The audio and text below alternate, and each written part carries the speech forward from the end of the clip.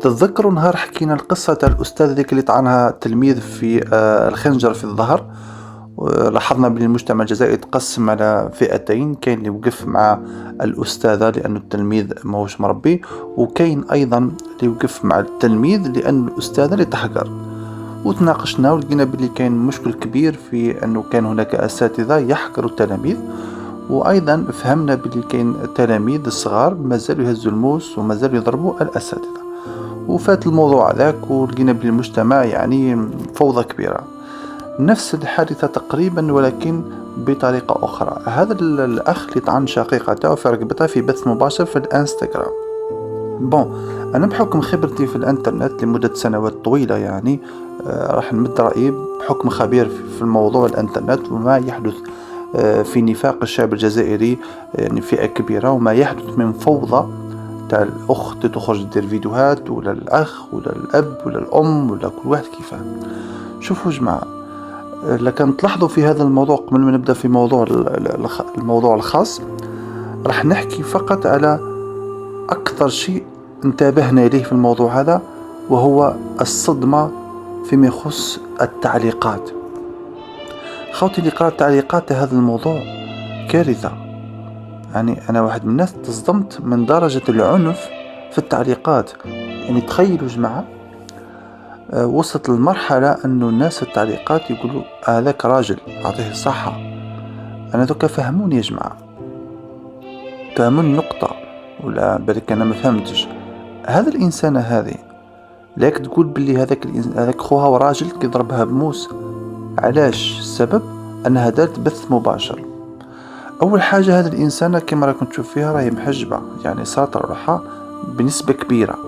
ثاني حاجة هذا الإنسان ما اشتهاش تسب ولا تطيح ولا تدير أي حاجة، قاعدة تحكي في اللايف بسيط جدا، مثل أي فتاة تبحث على شهرة أو تبحث على المال أو تبحث على الربح بطريقة أو بأخرى، مثل أي إنسان. الناس تقول بلي خوها راجل، فهمني وينه الرجولة هنا؟ أسكو الأخت هذه شفتها دارت حاجة في اللايف؟ سبت طيحت؟ ما نظنش. نورمال الطفلة في عمرها 40 سنة مسؤولة على روحها، وإذا كان عندها والديها راهم مسؤولين على روحها. والمشكل كبير إذا كان هذا أخ صغير، وإذا كانت الأخت تصرف عليه، هنا الكارثة. فالتعليقات اللي تشجع على القتل يا جماعة راكم مرضى، لأنه في الدين تاعنا ما كانش حاجة تشجع القتل. الإسلام اللي شوهتوه انتوما، احنا في الدين تاعنا ما كانش حاجة راهي تشجع القتل أبار الكفر، أبار إنسان كافر ويفرض عليك. حنا في الدين تاعنا ما كانش حاجة تشجعنا القتل مهما كان. وزيد رانا في دولة قانون، يعني تقدر أنك تحكي مع الأهل، تحكي مع منا ولا تتواصل، قال أنا ما نبغيش أختي تبان في الانستغرام لا دير بث مباشر. ولكن رانا في الجزائر في 24 كاين واحد الحريات هكذا، يعني إلا في حال إذا أختك هذه ما يجي تخدم وأنت تخدم عليها تقدر تتصرف فيها. ولكن إذا كانت هي ليبر وتخدم، فهنا القانون الجزائري اللي على بالكم بلي هو قانون علماني جاي من أوروبا، فيمد الحرية تاع المرأة ولا الراجل يديروا واش يحبوا. لذلك فما لازمش نشجعوا الناس على القتل، هذا عيب يا جماعة، عيب ما تصلحش.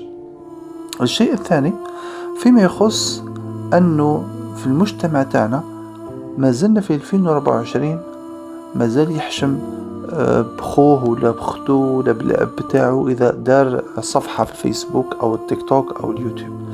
حنا في الجزائر ما زلنا معقدين بكل المقاييس، وهذا السبب ماهوش الشعب. السبب هذا بسبب النظام اللي خلانا متوخرين فيما يخص التكنولوجيا. العالم بكل راهو فاتح صفحات، راه يدير التجارة الإلكترونية، راهم يبيعوا وراهم يشري وراهم يديروا كلش. خاصة كود إنسان مضيف، يعني إنسان ماهوش يسب ولا ماهوش يطيح ولا ماهوش يدير في حاجة عيب، يحكي يقصر ربي سهل. هذه علاش احنا مازلنا معقدين عليها؟ علاش احنا مازلنا معقدين انه الاخ والاخت يديروا لايف ولا يديروا بث مباشر، رغم انه الجيل تاعها. احنا رانا جيل الفيسبوك.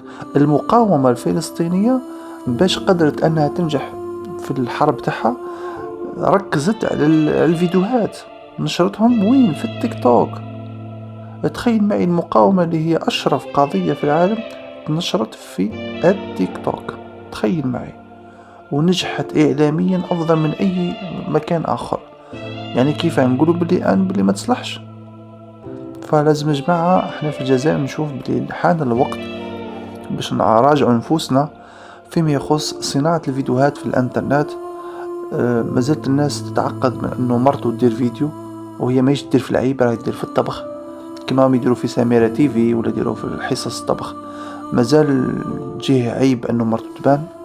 انا ما فهمتش لحد الساعة اذا كان مرتك ربي كرمها بالوجه وكرمها بأمور بزاف، ما فهمتش علاش الراجل ماهوش يتساوى مع المرأة، رغم انه في الدين يعني كاينة القدر هذاك بين الراجل والمرأة. كيما كانوا بكري كانت المرأة تروح تخرج برا وتفلح وتجيب الحطب وكلش. علاش ما قالوش بكري عيب؟ علاش ما قالوش بكري مرتي كيفاه تروح دير الحطب وتروح الفلاحة وتروح وحدها للجبل وتجي؟ اسكو دركا تروح؟ ما كانش هذه. فما ادراك انه كي يكون عالم ولا جيل تاع الانترنت، يعني جيل كلش موجود في الفيسبوك الانترنت، ناس ممكن تبيع تجارة هضرة ربح كلش. علاش احنا مازلنا نشوفوا هذه امور عيب ولازم نقتلوا عليها؟ علاش مازال عندنا العنف هذا؟ لاي درجة احنا نبقاو نخمو بطريقة عنيفة؟ هذه عندها هذه كبيرة وتعرف تصلحها، واذا كنت انت مش مسؤول عليها ما تقدرش تروح تقتل البركة، ما تقدرش تروح تقتل البركة لأي سبب من الأسباب. أنا قلت لكم يا جماعة هذا الإنسان راهي محجبة كما كنتوا تشوفوا، ماهيش مديرة عيب وتحكي بطريقة عادية جدا. فيا جماعة عاودوا حساباتكم، عاودوا ربي ولادكم. لازم تفهموا بلي هذا جيل التكنولوجيا، جيل الانترنت، جيل صناعة المحتوى.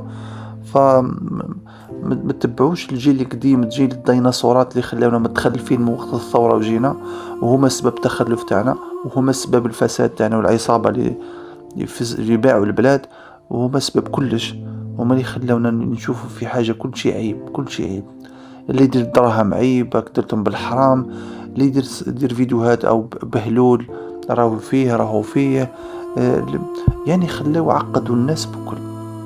هذو الناس مرضى وحابين يعقدوا المجتمع، لانه احنا خلاص يا جماعه، خلاص مبقاش ندورو في حلقه مفرغه. ما نبقاوش احنا اي انسان فاشل نبعثوه في الجانب الديني. اي انسان فاشل نقولوا روح تدين، والانسان كي يكون ناجح نقولوا روح تحرر. علاش حابين نخليو النظرة تاع انسان فاشل لازم يروح يدين، لازم يولي يعبد بزاف ويصلي بزاف؟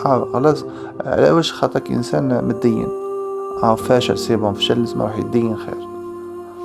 هذو كاين ناس من وراء هذه العقلية اللي حابين الشعب الجزائري يبقى عنيف ويرجع للعنف. احنا واي انسان يرفض انه اخ ولا اي انسان يضرب اخته ولا بالموس ولا يقتلها لانها دارت حاجة عادية جدا بالنسبة ل 2024 الجيل تاعها. احنا رانا في جيل انترنت، يعني كيف ما يعني هذا الانسان، تخيلوا هذا الانسان تبيع في تجارة ولا اسكو عيب؟ هم كاين بزاف نساء يخدموا عادي خلاص تجارة ويبيعوا ويشريوا عادي خلاص.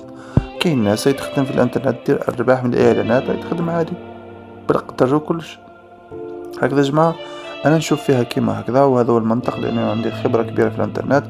احنا رانا التوجه تاعنا غلط في الانترنت، راهي الناس مدير فكرة غلط على الانترنت، راهي الناس تحب تقلبكم عنيفين ومعقدين باش يبلوكيوكم اكثر واكثر واكثر، وهذه في مصلحة بعض الاشخاص وبعض المسؤولين باش يخليوا الشعب عايش في تخلف كبير جدا، باش يحرموا منا اشياء كثيرة كما دارت ماريكان كي حضرت التيك توك. انت تقول حرية وهي مش حرية، باسم الارهاب ومنا وباسم منا، وهي لا، هي فقط لأن شركة تيك توك حتحطم اليوتيوب. فقال لك لا، قال لك لازم التيك توك هذا ما ينجحش، لازم نهبطوه، لازم نحضروه في الملكان، لازم ما يطلعش، لازم الملكان ما يفيقوش.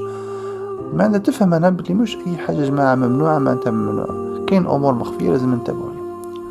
اذا هذا هو موضوع اليوم ان شاء الله. نتمنى انه الانسانه هذه تخرج بسلامات لانها انسانه طيبه واللايفات تاعها طيبين، يعني ما همش تاع مشاكل. لذلك فما تشجعوش الناس على مثل هذه التصرفات، لأنه الولاد صغار راح يتفرجوهم راح يديروا نفس الطريقة وتولي فوضى كبيرة في البلاد. هكذا يدخلوا الناس بكل في متاعها. إذا نلتقي في مقطع آخر إن شاء الله. سلام.